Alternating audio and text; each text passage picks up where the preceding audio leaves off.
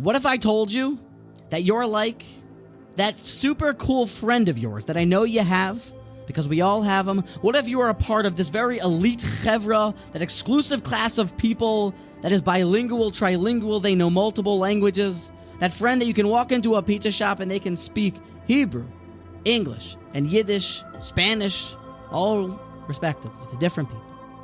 What if you were a part of these polyglots and these hyper polyglots and you didn't even know it?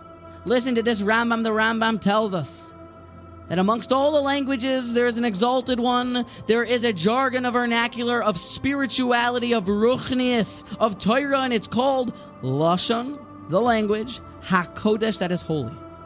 When you use a Hebrew word, it's not just there to describe something. Maybe Hebrew's not the right word, or Arvit, but there's a Lashon HaKodesh. The Gemara tells us from single letters of this magical language, of the Aleph Beis, worlds were created, and Rabbi Akiva would darshan the mere crowns of them at times for myriads of halachos.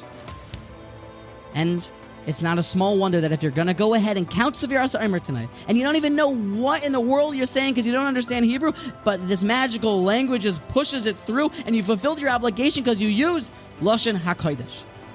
Now, on the dark side of the moon, vice versa, antithetical to this, at the diametrically opposed position, is a language of vernacular, of evil, of deceit, of wretchedness, and it's called Lashon Hara.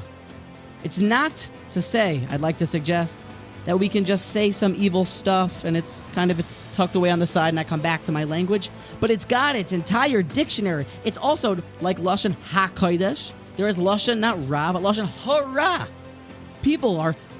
You can become, God forbid, poetic within this language, and there's sentence structure, and there's different attitudes you can create and give off, all to tear people down. And on this planet of Lashon Hara, nothing can survive. There's no water and there's no food.